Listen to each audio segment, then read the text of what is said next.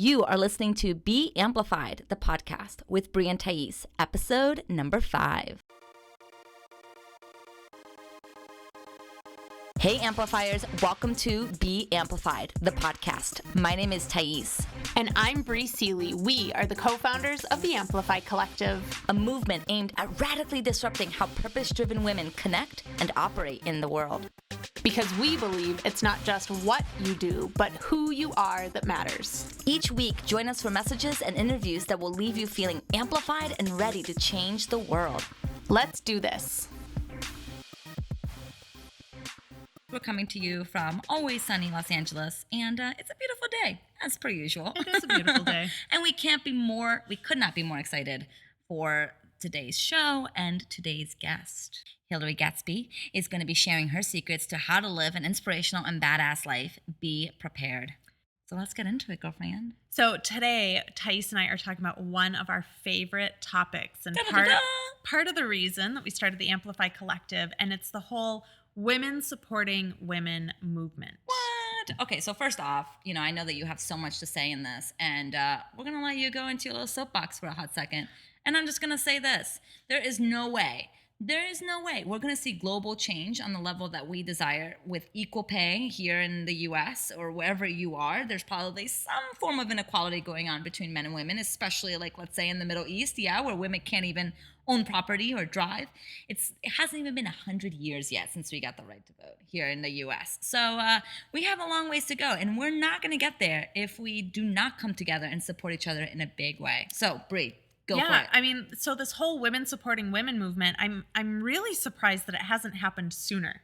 I mean, let's be honest. Us pitting ourselves against each other, we're fighting for the same cause, or I shouldn't say fighting. I don't really like that idea, but we're all united, moving in the same direction, and yet we're picking each other apart, and we're fighting with each other, and we're belittling each other, and we're doing all these things, and why? Why? I look at every single magazine cover, every single one. It's either about our bodies and how we're not, good enough and we have to get skinnier. Or how the girl next to you is hotter than you are and here's how you have to get hot in order to look like her, blah, blah, blah, or perpetuating. We're shaming another woman. Oh, look how fat she got because she got pregnant and now she's fat. Or, oh, look at her, look how disgusting she is because she did this. And it's just really ugly.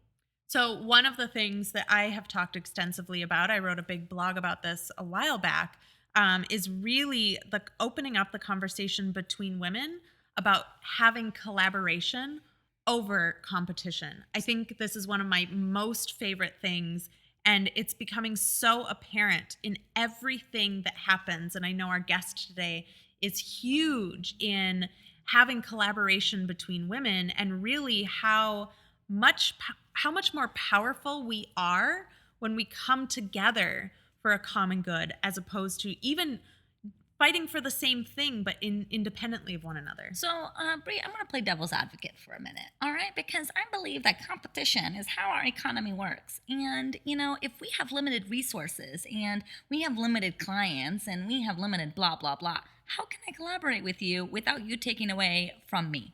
Let's be real. There's 7.3 billion people on this earth. There is absolutely no way that you could serve all 7.3 billion of them on your own. I could try. You would fail. And I would be standing back laughing at you. No, I'm totally kidding. We don't do that. I mean, anyways. So, so this whole scarcity thing, this whole lack thing about there's not enough for everyone to go around is just absolute complete bullshit. And I think it's also something that's really perpetuated in our media really strongly. Well, and here's why. Let's get down to it. So you said something. You said lack mentality. Where does lack come from? Really, it comes from fear. So at the end of the day, how does the media work? How does the tabloids work? How does magazine sales work? Well, it's by, tapping into your fear. If you believe that there is a lack, if you believe that if someone else is pretty, that makes you ugly, then you are more likely to cut somebody else down. So fear stems, I think, a lot of our perspective on competition. Not saying that competition equals fear, but the energy of believing that if you don't succeed, then somebody else does, and there is a lack, and there is a limited number of clients and money and resources, then you are operating from a place of fear. And what happens when you operate from a place of fear? You perpetuate it, and you get to keep it. So have fun with that. So one of my favorite things, one of my mentors told me this a while back, and I've looked it up, and I even put it in the blog that I wrote last year, is that the root word for compete actually means to strive together, which is so fascinating because the root word for competition back in the day, I believe it was Latin, is the Don't quote her the on language that I'd have to look it up again. I have a terrible memory. So, back then, the word for competition actually meant to work together towards a common cause, which nowadays is collaboration. So it's hilarious to me that we're all competing interdependently of one another, except the energy around competition is actually collaboration. We're just looking at it through the wrong lens. Yeah. So, Bree, I think this is a perfect time to share with our listeners how we met. Because, for those of you that aren't very familiar with me or with Bree, we run our own businesses. So we have one business called the Amplify Collective that we run together. It's a women's movement based out of Los Angeles. But we also have our own businesses. I mean, Bree is a coach and I'm a coach. And in many ways, we want to do similar things. And we do similar things. We both speak on stages. She's currently authoring a book. My plans are to write a book in the next 2 to 3 years. So in many ways, you can see us as competitors. So Bree, let's talk about our story and let's talk about how we don't view each other as competitors, because I think that could inspire a lot of people to see how collaboration is possible. Yeah, so I have so many thoughts on that I will hopefully remember by the time we get to that part of the story. But really how Thais and I met was at a workshop. I mean, we were both at the same workshop learning the same information, and we connected and jived a little bit. We really became best friends when she moved to LA because, let's be real. But we really just connected as women, and we would have conversations in the time between, March and June when she moved here, and just really started building our trust with one another. And here's something that's really cool. I mean, so I had this idea of doing an event in LA because I was tired of the way the networking system was. And that's the Amplify movement, which we're not going to dive too much into. But, I wanted to host an event here. And the day before the event, I got sick. I got food poisoning. So what could I do? I could, cancel this event that had over 70 people planning on attending. You could go completely green in the face. I could have gone completely green in the face, or I chose to call Bree. Now, if I truly believed in competition, if I truly believed that there was a lack, then why would I bring my competitor to run my event? Do you see? So if I had truly believed in competition, I would have canceled the event, or I would have gone not my best self. But I did. I truly believe in collaboration, which is why I called Bree. And she came with her assistant and she took over the event, and it was brilliant. And I managed to come down for a few hours and support her and be with the people. It ended up being perfect because that night Amplify Collective was born. But again, if I had believed in competition, I would have been screwed. And so many times now in the future or since then, there have been moments where if I had looked at her as competition, if I had looked at her as there is a lack in the world, I would not get the support I need. I would not have the resources that I now currently have because we've combined and we've come together. So here's the thing that I think is brilliant. In fact, I was actually thinking about this the other day as I was driving, is the Amplify Collective was literally born between the two of us. But had Thais chosen to do it on her own, or had I chosen to do it on my own, I can with 110% complete certainty tell you that both of us would have failed. We wouldn't have this podcast today. Totally. I mean, amongst many other things. Well, yes. We wouldn't have been on TV. We probably wouldn't have such a strong membership program. We wouldn't have the business model that we have because I have a different vision and you have a different vision, and it would have taken us completely different. And being an entrepreneur in Los Angeles can be challenging. And that's why we have been so successful, is because we have each other to hold each other accountable, to be emotional support. I mean, whenever I let something slip, Bree reminds me. When Bree forgets something or she makes a mistake, I'm there to support her and catch her. And so because of that, together, we make such a powerful duo. And again, it all stems from truly, not in the mind, but in the heart, truly believing that collaboration is the way that women will change the world versus competition. Yeah, I mean, I look at the way that we complement each other as well. And that's totally, the areas that Thais is strong in terms of our business, I suck at. I don't want to do the MailChimp newsletter stuff. Thais takes care of all of that because she's brilliant at it. Thais doesn't want to learn about public relations, but I'm actually really good at that.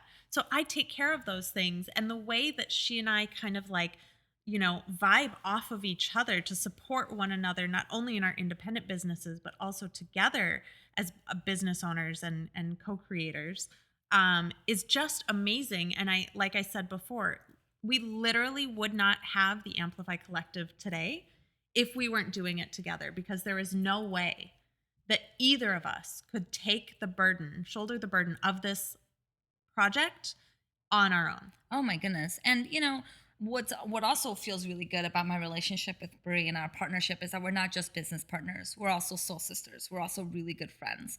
We also make space to support one another in our relationships and in our personal lives. I mean, we like to have sleepovers, and she'll drive across town and bring pizza, and I'll have wine, and we just watch Arrested Development all evening. I mean, we have that type of relationship, and that's what makes the foundation of our business so strong. Now, we're obviously not just sharing this to toot our own horns, though I do like tooting my own horn.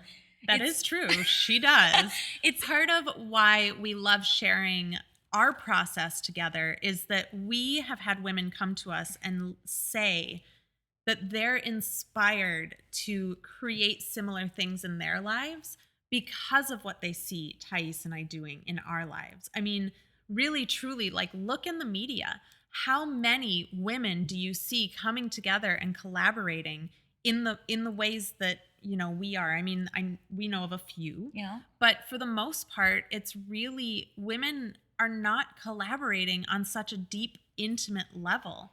And we share all of this, again, not to toot our own horns, but really to show what's possible. Yeah. And, I come from the corporate background. I moved up the corporate ladder. I know all about being in the corporate space. And I also know that, a lot of the older generation don't look at mentorship in the same way, because the way they see it is, well, I've made it by myself, because they didn't have a role model. They had to kind of go in it and do it themselves. And so now they kind of look at younger women and think, oh, well, then you can just do it too. And so I'm seeing that even this type of collaboration doesn't really exist in the workplace, at least not to the extent that is powerful. And I am going to encourage every single one of you that is in the corporate space to develop a sort of mentorship with someone older than you and someone younger than you. And we'll talk more about mentorship in a bit, but it starts with you.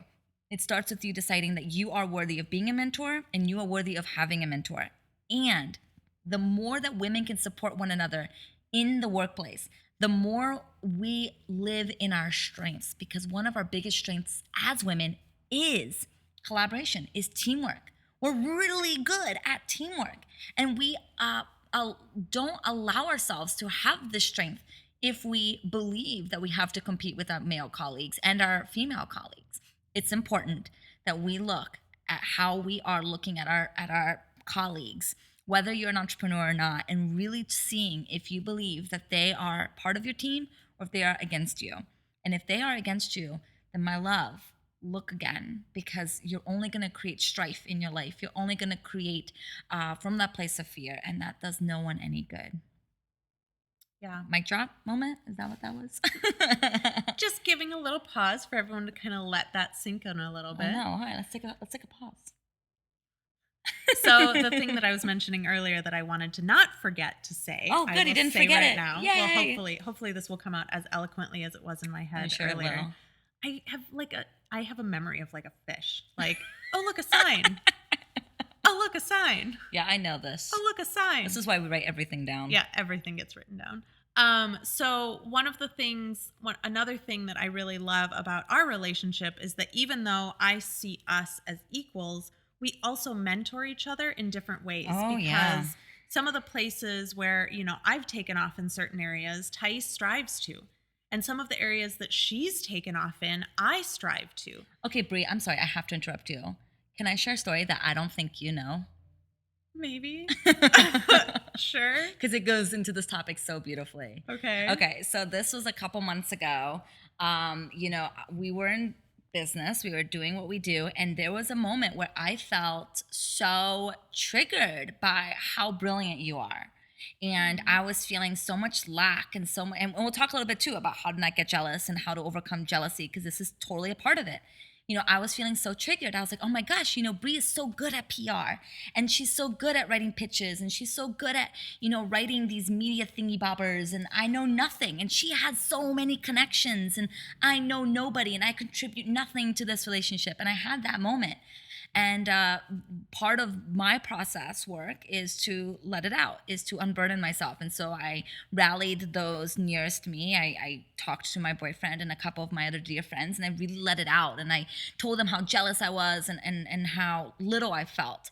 And the more I released it out, and I talked to my mom about this, the more I was able to release it out. First, the energy shifted. And second, I had this aha moment when I realized, so what if Bree knows more in a certain aspect of the business? In fact, why not use it to learn and to be mentored by it? Instead of seeing it as, because she's so brilliant, I'm less brilliant. What if I saw it as, she's brilliant in this and she can really mentor me? She can really show me how it's done.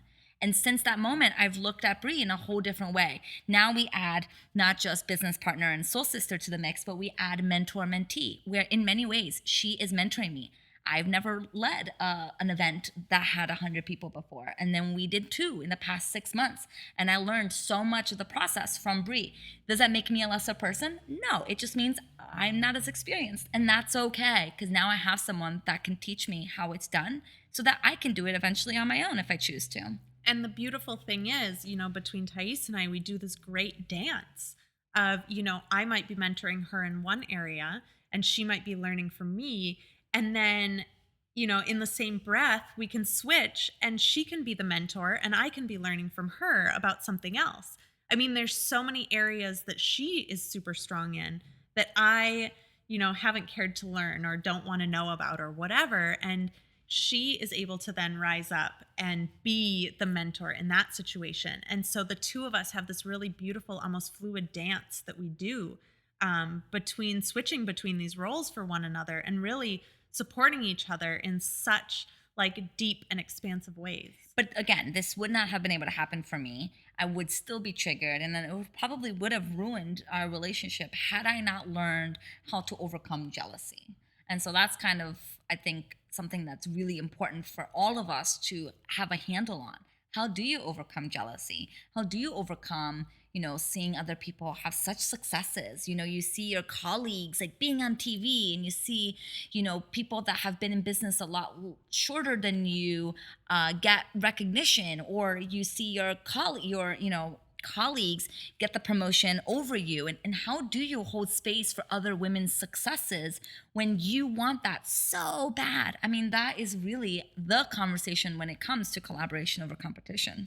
Yeah. And I mean, I think the most beautiful thing that I could share about the jealousy is that, anytime you're pointing one finger out, there's always 3 more pointing back at you. And so if you're saying, well, this person or that person or whatever, for me, jealousy is always an opportunity for me to look inside as to where am I not feeling like I'm enough. All right, pause. Because that's really, really deep. I've never heard of the analogy. I mean, I've heard of the pointy finger forward, 3 points back, but I never thought of it to look inside. I mean, anyway, keep going. So, for me, jealousy or, any of the quote unquote, and I don't subscribe to negative emotions. I think all of our emotions are there for a reason, but the quote unquote negative emotions like jealousy, well, the 7 deadly sins, anger, blood, Yeah. envy, all of those things. I guess envy is jealousy. Anyways, I digress. The brilliant opportunity is to then look within and see, where do you not feel like you're enough? Like if you're looking at someone who's gotten a promotion, like where do you feel like you're not worthy of having that promotion? Oh, yeah. One of the things that I've also really had to work through with jealousy is this idea that if someone is doing it, if they are doing what you want, they're just showing you what's possible, baby. They're just showing you what's available to you. It's not saying then you can't have it. It's just showing, oh, look, you really want this because you're experiencing this type of jealousy. Sometimes you can look at jealousy as just longing on steroids, desires on steroids. Like desire gone wrong becomes jealousy. So come back to the desire, come back to the longing, which is, oh, wow, I'm jealous of this person. That means I must really want to make $1 million. And look, the fact that she's doing it means that it's possible for me too. So really look at what about the person is making you jealous, which it's just an indication of what you want. Are you jealous of the people sitting in first class? That probably means that you want it. So if you are experiencing jealousy, that's not an opportunity for you to then, complain about people at first class or complain about how entitled they are. No. It's an opportunity for you to say, oh my gosh, if I'm experiencing jealousy, it must mean that there's one, like Bree said, that there's something within you that's saying, how am I worth it? Am I worthy of it? And two, it must mean that I want it in some capacity. Because, gosh, don't we all want first class? Don't we all want $1 million? Let's then add a layer onto that. Ooh, I love new layers. Step 1, am I worthy of having it? Step 2, I must really want it. Step 3, how do I get it? So instead of being jealous of that person, again, turn the mirror on yourself. If you want it that badly, them having it isn't stopping you from getting it. You thinking that you can't have it is stopping you from getting it. So what actions are you going to take? Who are you going to be? How are you going to show up in the world to now sit in first class or get that promotion or be on TV or whatever that looks like for you? I mean, and that's exactly what happened with me and with Brie, right? Like at first there was the jealousy. And then there was, all right, so how am I believing that I'm not worthy of being this individual or having this energy about me? And then it was like, oh, so it must mean that the things that I see in her are the things that I want. Awesome. It's good to know that this is what I really want. And then the third one's, all right, so what can I do with what I have and where I am to go do it? And right now it looks like, really learning from her and really taking on what she's teaching me and vice versa. I know that it's vice versa. So it's really cool to see how this is really applicable stuff. And it's really, really important that you move the energy of jealousy. Do not get stuck in the energy of jealousy because jealousy leads to resentment.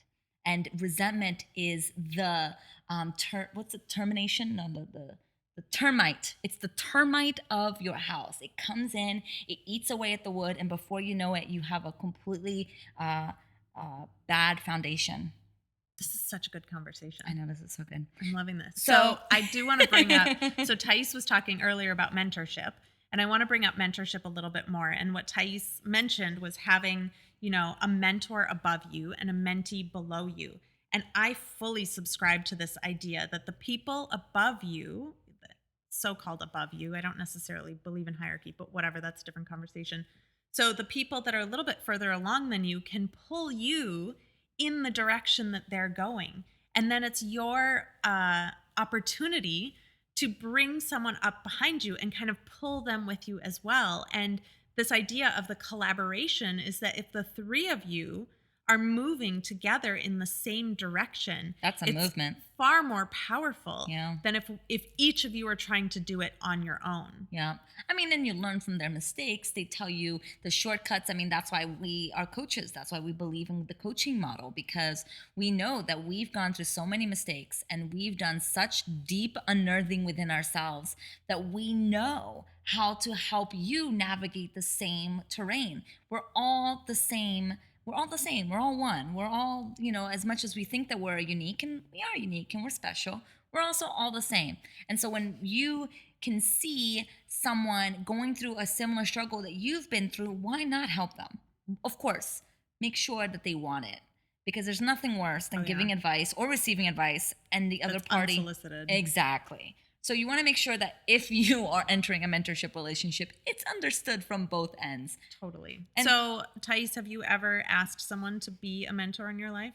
you know, I haven't in terms of my corporate world. In my corporate world, I always wanted a mentor and I always had this concept of what a mentor could look like. But I worked in small companies and I never quite had the mentor that I envisioned for myself. And maybe because I just had high expectations of what a mentor looked like then, like, you know, in my corporate life. But now in my coaching life, I look at everyone who is more advanced in their business is a mentor to me.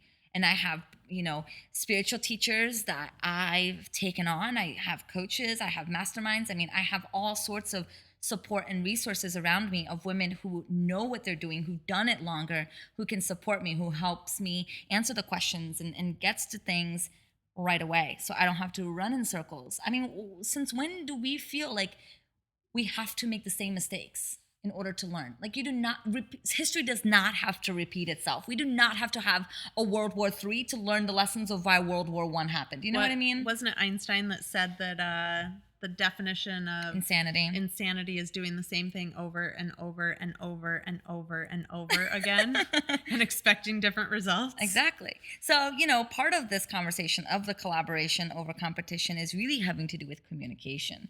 Because if you do not communicate, like I said, if you don't unburden or find ways to have a communication with your partner, in whether it's in a relationship or a business setting or a colleague, then you're going to hold up that resentment inside of you and things aren't going to go well. So there's 2 points of communication that I want to make sure we touch on. First is, how do you communicate with colleagues? And 2, how to should you say something if you're experiencing jealousy or if you're experiencing resentment? Because I think that that's a really good topic too. So let's first dive into how to communicate in general, especially when we are communicating to mentors or to mentees, or how to communicate to our colleagues in a way that feels like a collaboration over competition. I think for me, one of the top tips that I have is always to make sure that whatever I'm communicating is not in attack, or I don't know if that's the right word, but in direct, like telling someone that they've done something wrong or whatever. Like for me, when I'm communicating with someone, it's really important that I am speaking from my heart and sharing my feelings. Your truth. So this is what it looks like for me. This is how I feel. This is what I'm experiencing. And that's, I think, the best way of communication that I've found. Yeah, I think that's beautiful. I think we cannot, because we live a life where everything we view is simply our perception of ourselves. Here's something mind-blowing. Ready? I was watching Netflix the other night, and I was watching I was watching Brain Games, which is this really cool show that Mark, my boyfriend, introduced me to. And the whole concept of this episode was how color is completely our perception. Color does not exist outside of our reality. And that is mind-blowing to me, that the fact that I am seeing this be this color is completely my perception of it. Because we know dogs and cats don't see the color. Does that mean that what they're seeing is a lack of color? No, they're simply seeing a different type of color. Color is our perception. And if that's the case, then I think pretty much everything in life is our perception.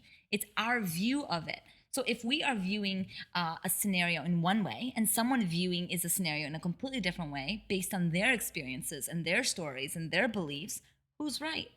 Well, neither are right and neither are wrong. It's simply your perception of it. So when it comes to communication, if you communicate from a place of, no, this is right, this is the truth, it doesn't open up the dialogue. It actually makes the other person feel defensive. They have to attack back. They don't feel heard. They don't feel understood. And you're basically layering on your beliefs, your perceptions on them. So you don't allow them the freedom to express themselves. So part of what Brie and I have really been intentional about when we collaborate and we are in our business, our separate businesses, or in the Amplify Collective, is to make sure that when we share, we're sharing it from our perspective. I believe, or what I've seen, or I feel that this is what's happening. What do you think? Or how do you view it? Or what is your opinion of this? And so it allows the other person to feel like, oh, I genuinely feel like you want to hear what I have to say. You're not just layering on your point of view on top of mine. So then the other bullet point that Thais was talking about was should I say anything? And, my experience has been, and I think Thais might mirror this, although I guess we'll see, when she was talking earlier about how she was feeling jealousy, and instead of coming directly to me, she went through and essentially unpacked all of her emotional baggage around it before coming to me to say anything or before reapproaching our relationship. And I think it's really important that if you are super emotionally charged about something, that you almost go through all those emotions first, so that when you go into communication with someone, that you're not carrying all of that baggage into the conversation, so that you've almost like cleared out the energy and the charge around the experience before you open up the dialogue. Well, yeah, because if I came in with my emotional stuff, I wouldn't have given space for Brie to show up with all of her stuff. I would have basically just like pushed all of my stuff onto her. And that's not fair for her because that's not taking responsibility for my feelings. So there is, of course, a moment where you have to have the conversation. If you feel jealous or resentful towards somebody, it is absolutely crucial that you have the conversation. Tough conversations are inevitable and I welcome them because first, what I'm essentially saying when I have tough conversations is that I trust the people in my life can handle it. When I have a difficult conversation with Brie, I trust that she can handle it. I am not going to in my mind say, well, I don't know if Brie can handle this type of conversation, so I'm not going to have it. Who am I to be speaking for Brie? I'm going to let her figure that out for herself, whether or not she can handle it. I'm not going to stop myself from vocalizing my truth because of whether or not I feel like she can handle it. And then on the other hand, on the other side of that, it's also I want to be coming from it from the perspective of openness and from a perspective of an open heart. And I can't do that if I'm so glassed up, if I have such thick glasses filled with emotion that may or may not be stemming from her, because odds are they're not. They're stemming from my own stuff that I have to work through. So if you feel resentful, if you feel jealous, if you feel betrayed, if you feel like someone hurt your feelings, first unpack it. Another key thing when you're having tough conversations or in communication with other people is to make sure that you're not taking anything personally. Oh, I mean, I know yeah. I can remember one conversation we had where you said you were feeling this way, and I could have gone into super hyper defensive mode, Yeah. being like, that's not what I did, or that's not who I am, or blah, blah, blah, blah, blah. And instead, I just allowed you space to speak how you were feeling, let you have your experience, Yeah. had an open heart through the whole thing, and didn't go into defensive mode, didn't go into angry mode, didn't go into taking it personally or feeling like I was broken in some way. And we literally moved through it and moved on. I mean, it was like a 2-minute conversation. It was like, okay, and we're done. But knowing me, if I hadn't had that conversation, it would have built up in my mind. Like if I hadn't, and I even told Brie, I was like, this isn't comfortable for me to talk about this.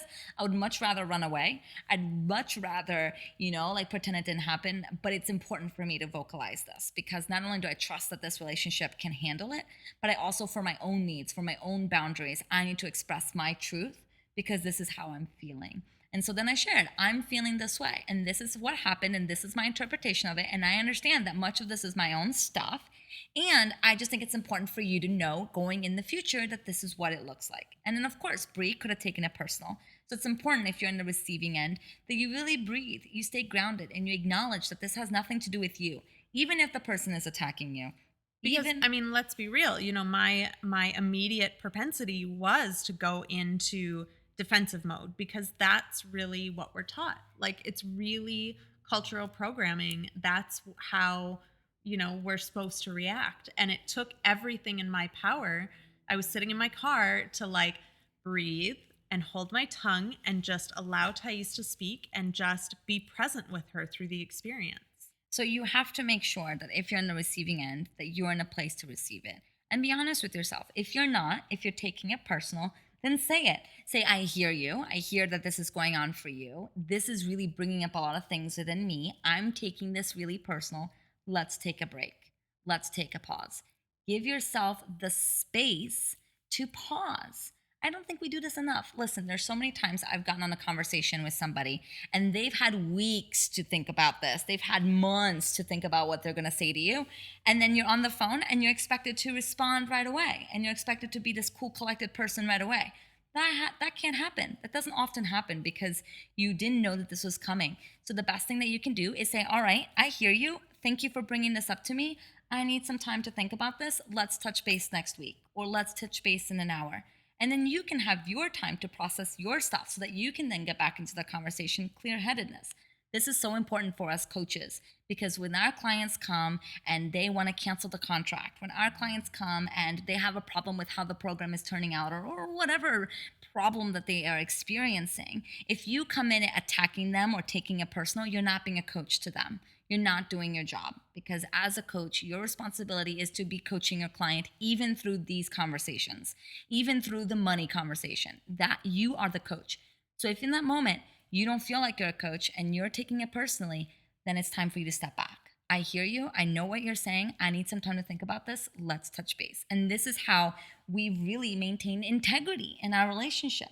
You can't have an integritous relationship if you have termite in your foundation. You have to vocalize this stuff. Don't go 10 years in your relationship with your husband without saying how much it bothers you that this is happening.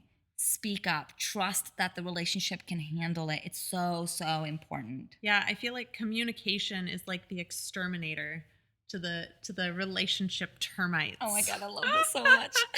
Oh my God, we are having way too much fun with this conversation, but I think it's probably about time to move on.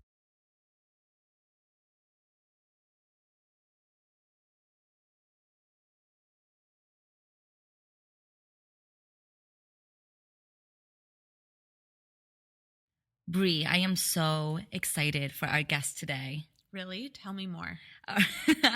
She's amazing, and I'm so, so excited to hear all the wisdom that she has to share to our listeners. Thank you so much, Hillary, for being here with us today. Well, I'm so excited to be here. Thank you, ladies. I love Hillary, so I'm going to share a little bit more about her before we dive into this great interview. So Hillary Gadsby is the founder of A Gadsby Affair, which is an international event and marketing company. Her ability to successfully put her clients in the public eye and build new business relationships for them has gained her respect with companies in a variety of diverse industries, from luxury goods to corporate finance. She is also the co-founder of Stiletto Gal, where she aims to inspire, educate, and connect the next generation of female business leaders and entrepreneurs. Woo! I am so excited to talk to you today, Hillary. So let's kick off by asking the question that we ask all of our guests, which is, what does it look like for you to live an amplified life? That is such a great question. And I've actually never been asked that type of question before. So this is really fun. I think that it's important I think it's first and foremost, it's always important to give back, because when you give back, you receive, in many, many different ways. The way I typically do things is that the way I live my life is that, I'm a very busy entrepreneur, as you can tell. And I still want to make sure that I take good care of myself, which, Bree, as you know, I'm not that great at it, but but I try. But I think it's really important to take care of yourself and, not get burned out, and also the give back component, whether it's, volunteering for a charity or mentoring someone that wants to get into your field or who just wants to be inspired by you. So let's talk a little bit more about that self-care thing. And I know you and I had this conversation offline. Yes. But so what does self-care look like to you, and how are you kind of prioritizing that in your life these days? Well, self-care for me is it's actually exercise for me. I like to take the time and go and take a walk. We're really lucky to live in Southern California, so the weather is usually really nice. So I like to go take a walk either on the beach or around the golf course in my neighborhood. And then I also do a boot camp class every Saturday morning. For me, I need to get those endorphins going. I need to get that sort of that nice fresh air to be able to come up with great ideas and to really be healthy for myself. I also try to eat well, and then I also I'm trying to get into meditation, but I have to say that it's a little difficult for me because my when I do close my eyes, my ideas will not stop in my head. So it's really trying to center myself. I love it. And I think a lot of our listeners agree that meditation doesn't always feel the most natural and easy. And I know that many of us, we have all of these ideas of how we want our self-care rituals to look like, and then life happens. And then we end Right. up not doing what we want to do. So for you, whenever you fall off the quote unquote bandwagon and you don't get the self-care in that you want, what do you do to instantly pick yourself up and align you with your highest self? Well, a little slap on the wrist here and there. No, I'm kidding. I just, actually, an example yesterday, I wanted to go out and walk around the golf course, and I had asked my boyfriend if he wanted to go, and I started to feel a little bit tired, so I actually ended up taking a nap instead because I was just completely exhausted. But typically, I will force myself to get out there because fresh air is so important for me. I get burned out really easily because I am so busy.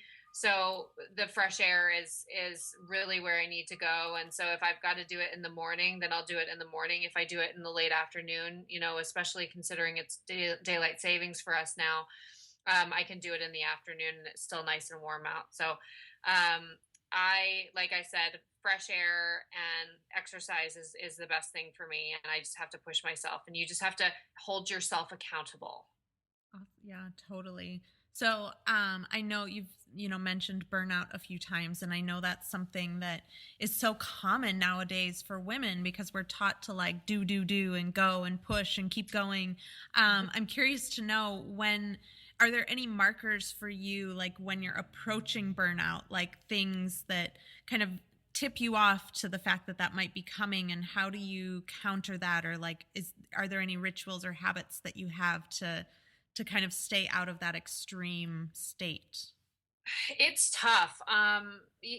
Typically burnout for me comes at the end of the year. I mean, a lot of people get burned out at the end of the year, but me especially.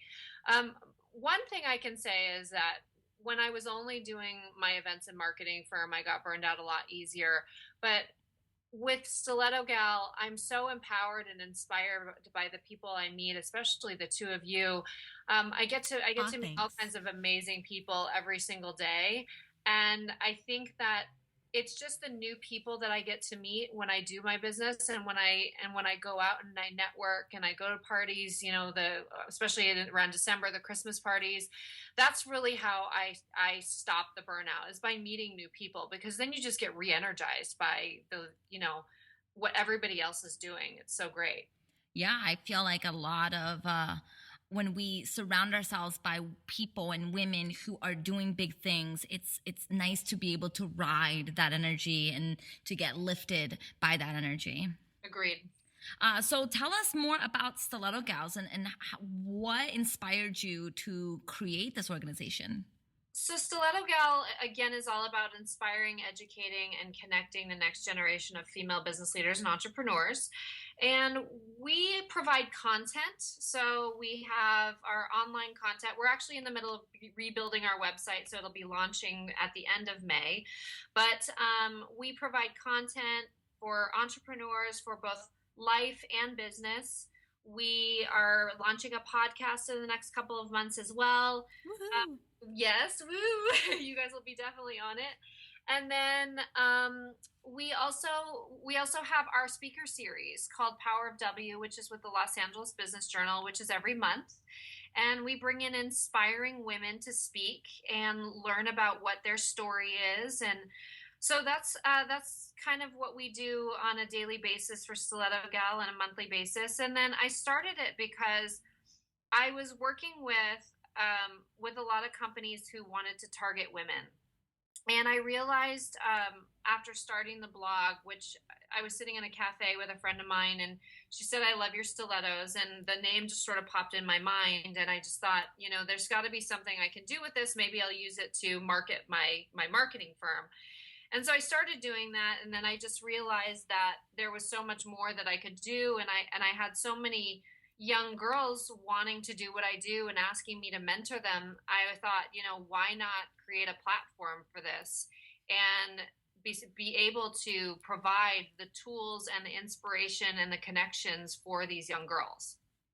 That's amazing. I love it. I think the more that we can mentor the younger generation, the more we're going to create an empowered society, especially since, we see how the older generation, they were really the first generation of women to go into the workforce, and they were the pioneers. And now we get to not only follow in their footsteps, but we get to learn from their mistakes. We get to not recreate the wheel, but learn from what they went through so that we can create something even bigger and better. Well, I think Thais, we are recreating the wheel. I really do. I think that, because we are so technologically advanced, they didn't have the technologies that we have today. So I do feel like there is some portion of recreating the wheel for the next generation, especially females. There are so many organizations and women out there who want to empower and inspire that next generation. I feel like we are changing the status quo little by little. Love it. So I know that you love mentoring and that you love being that force for up and coming women, but I would love to know, what is the best piece of advice that you received when you started out on your entrepreneurial journey? The best piece of advice I received was probably don't do everything yourself. That is a good piece of advice. Good one. Which is not always the case. Sometimes you have to wear every single hat when you're bootstrapping your business. But it's always good to outsource. So if you can, try to find advisors or mentors who have done it before, who might have some insight on your business, and maybe they can help you move it forward. If you don't have the finances to hire someone else, maybe you can find somebody who will help you as a pay it forward method. So do you have advice on someone finding a mentor? Because I know, Thais and I have talked about this a lot. People coming and saying, "Oh, can I pick your brain?" So how do you find a mentor, and how do you approach a mentor to actually engage with them enough for them to want to work with you and support you? Well, I've had mentors my entire life. When I was living in France, I've had mentors, to my mother being a mentor. I think you can find mentors in really anybody that you meet, from your family to your friends to people that you work for. I mean, we don't always just start as entrepreneurs. We may be working in the corporate environment. So there may be people in the corporate environment that you could reach out to who you're close to, or who admire you, or you admire. It's funny because it doesn't hurt to ask, and when you do ask, it's surprising what happens. A lot of people want to help. They don't necessarily turn you away. Most of the people I've asked to mentor me or to give me advice have always given it. Okay, I'm like scribbling all these notes because this is so brilliant. And I love what you said about asking, because I think one of the biggest challenges that I've seen mentoring women is the fear to ask for what they want. There's kind of this confusion around humility, where people think, oh, I'm just going to let it happen. There's actually a word for it. It's called a tiara syndrome. And it's I just hope that by doing the work, I'm just going to be seen, and I'm just going to be given the promotion, or this is just going to come together the way it should. And unfortunately, that's not how our society works, and we have to ask for what we want. So I'm curious, have you had an experience where you had a hard time asking for what you wanted, and then how did you kind of overcome that so that you could move forward and grab life by the horns? Well, in my business, it's typical to, I've taken risks my entire life, but in business, it's hard to ask for what you want in terms of, especially when it comes to money. I'm a consulting business, so asking for the price that I really do deserve for the experience and the work that I do can be difficult for me, because as we want to, as women, I think we want people to accept us. You kind of have to sit down and say, who am I? What am I worth? I have all this experience, and I am exactly worth what I deserve, and what my services will provide. So the only thing I can say is you never let anybody tell you no. I mean, there's always a yes in something. So just keep going, still keep trying, and you never know what's going to happen. Oh, I think that's brilliant. And I would love to dive a little bit deeper into this conversation of money, because I think that there's a lot of listeners out there who, money is a tricky subject. Yes, it is. So tell me, what has your experience been like in the entrepreneurial space when it comes to earning and money? Have you found it to be, extremely challenging? And just what are your thoughts around it? You just have to realize what you're worth is really what it is. I think you have to choose the right clients. That's really what's important. You have to be the one to say no sometimes to the client, because sometimes you end up, when you work with a client and you end up with that client paying you less than what you're worth, they tend to take advantage of you, and you end up doing you do more work than you initially thought, and then it actually ends up costing you. I love this.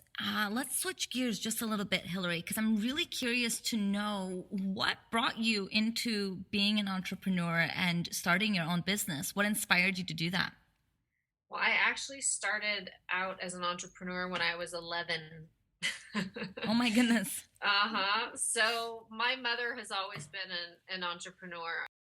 One thing that she's always taught me, and I say this all the time, is that she knows how to pick herself back up and start over. And I've always had that sort of mantra in my life, is that no matter what, you can always start back up again, pick yourself up and start over. So, when I was 11, I had a babysitting company, and it may not be really an entrepreneurial venture, but I worked with a bunch of different families in the neighborhood, and I obviously couldn't be the babysitter for every single family. So I recruited some girlfriends, and I charged $20 an hour to all the families. And then my girlfriends got $15 an hour. So I pocketed that extra $5 an hour per girl. So it kind of started my entrepreneurial journey. And then I started a scrunchie company. I don't know if you guys remember those awful things. Oh, but yeah. So do we ever? So one of the women that I was working with to babysit her son, I was making these scrunchies. So my mom gave me a sewing machine. And I was making the scrunchies, and she loved them and asked me to make them for her. And then she gave them to her friends, and her friends wanted to do it too. So I ended up making money on my scrunchies too. And then I started a jewelry business, and I made jewelry and sold the jewelry. And so I kind of started early on. I've never been able to work for someone else. It's kind of my curse. I like to make my own decisions. I like to make my own schedule. You can't always do that, because obviously you need to pay your bills. But I did the corporate thing for a little while in fashion, and then I went back to being an entrepreneur. And when I started my company in 2008, it was because of a client from another company that I was working for as a consultant. I decided not to work with that company anymore. And that specific client that I brought in, who hadn't signed a contract yet, told me that the only reason why he was doing this was to work with me, and I should do this on my own. And so that's how my company started in 2008, was from that one client. And from there, it just sort of snowballed. He introduced me to some really amazing clients that I've had for a long time. That's awesome. Sometimes it takes a little nudge from the outside to get us going on the path that we need to be on. Yeah. So, entrepreneurship is amazing and lovely. And, Thais and I, of course, are both in that pool with you. We think it's one of the most exciting and terrifying journeys we've ever been on. That's for sure. Yeah. So, I would love to know, first off, what's your favorite thing about being an entrepreneur? And then what do you think is the most challenging thing about being an entrepreneur? My favorite thing about being an entrepreneur is really the kinds of people that I get to meet, like yourselves, like the Tony Coes of the world. That's the most wonderful thing about being an entrepreneur, is that all the people that you get to meet, all the other entrepreneurs, all the startups who are doing such amazing things. The worst thing I would say is the cash flow. You never know when your next paycheck's going to come, and it's scary. It's really, really scary. You don't know if you're going to be able to pay your rent, but then all of a sudden, somehow it just happens. I don't know why. It's the universe saying it, but something happens, and it's designed for you. I love it. I could not agree more on both the high and the low. I think, you're speaking to all entrepreneurs on the challenges and what you love. I mean, we get to meet some pretty amazing women in our community all the time that just blow us away with their tenacity and their kindness. And it's just so inspiring that we get to have the privilege of meeting and interviewing, people like you. So awesome. And curious, during the low tides, during the challenges, when things get a little rocky, what keeps you going? What motivates you to get out of bed and to continue pulling on? Well, a couple of things. You have to surround yourself with a really great support system. So, as women, whether it's your significant other, or it's your friends, it's mentors, advisors, you really have to make sure that you surround yourself with the right people. One of my business partners actually, she actually came up with a personal board of directors, which I thought is brilliant. Oh, I love that. Yeah, so they hold her accountable every single time, and I just love that, because she can talk to them about anything in her life, whether it's personal or professional. So I think a personal board of directors. So thank you, Jamie Sekou, for that one. And then what else? Yeah, I would say your advisors and your personal board of directors. I don't know if you have a personal board of directors, but how do you cultivate that within your life? Like, how do you figure out who to put on that and who's worthy of being your, on your board of directors? Because I know sometimes, I'm not always the best at choosing. Mm-hmm. I think it shows pretty good with me. Well, I would have to second that. It's trial and error. I think the best thing to do is to look for people who are either in your same industry and who have 10 to 20 years experience plus than you. People who you trust. I think it's really important to find people who you trust. Find people who are in complementary industries as well, who can help you grow.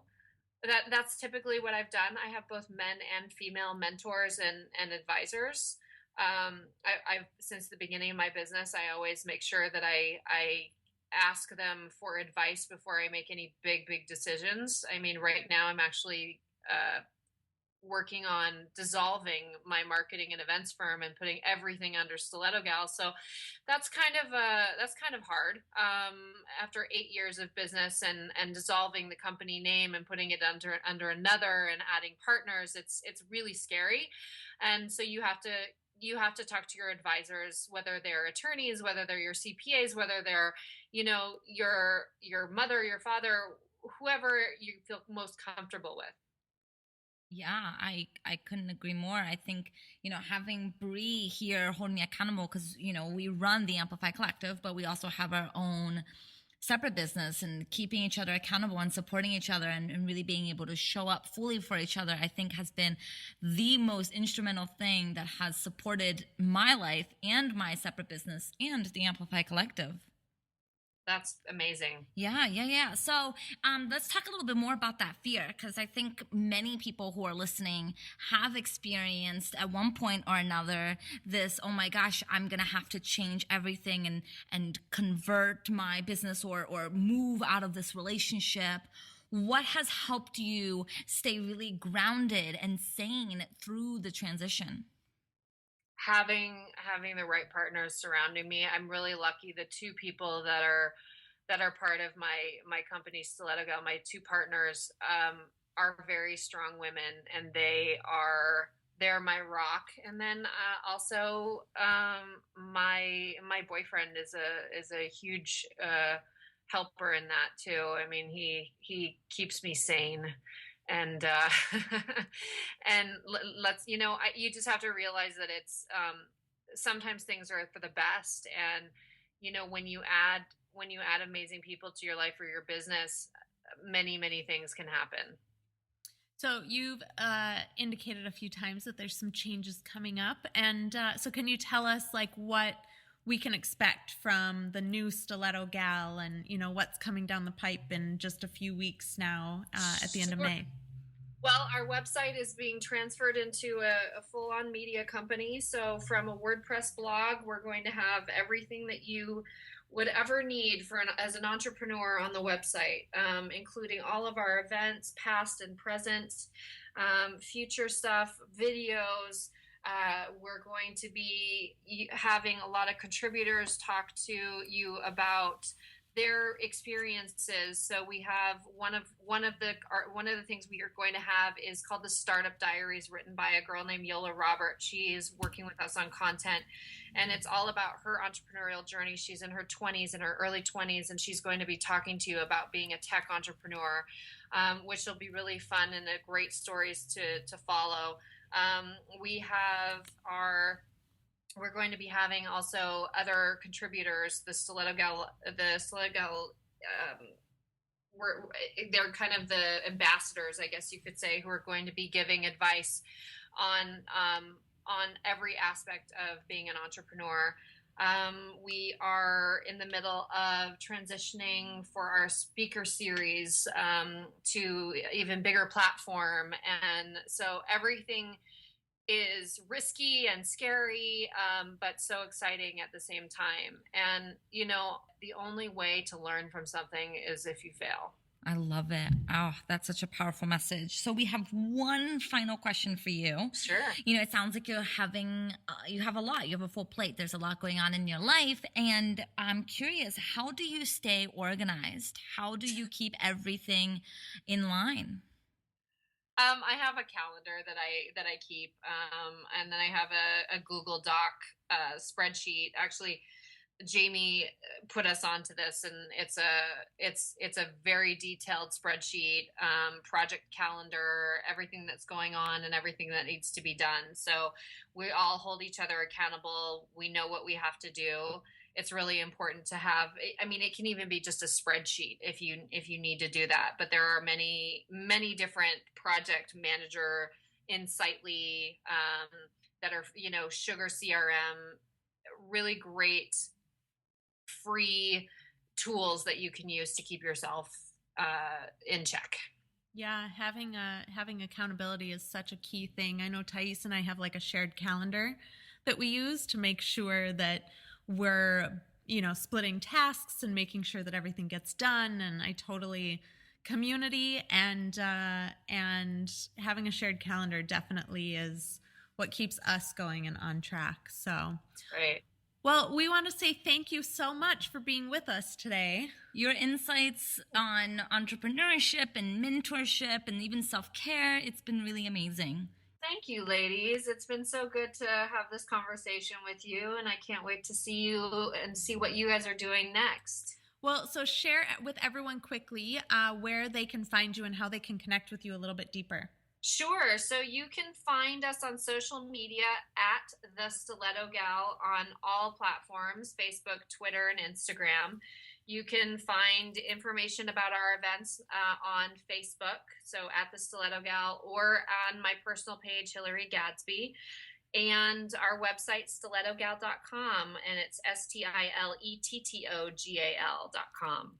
Perfect. And we'll have all of those in the show notes as well. And as usual, you can find us on Facebook at The Amplify Collective and on Twitter at The Amplify CO. And if you love this episode, we would be so honored to hear your feedback on iTunes. You know, these reviews mean the world to us, and it allows more people to see this podcast. And we really want to spread this message and spread this love out into the world. And who knows, maybe we'll even read some of these reviews on air. So be sure to tune in next week for our next episode. We have an amazing guest coming up for you. Thank you so much for joining us today. And remember, you have everything you need to lead an inspirational and badass life every day. So go be amplified.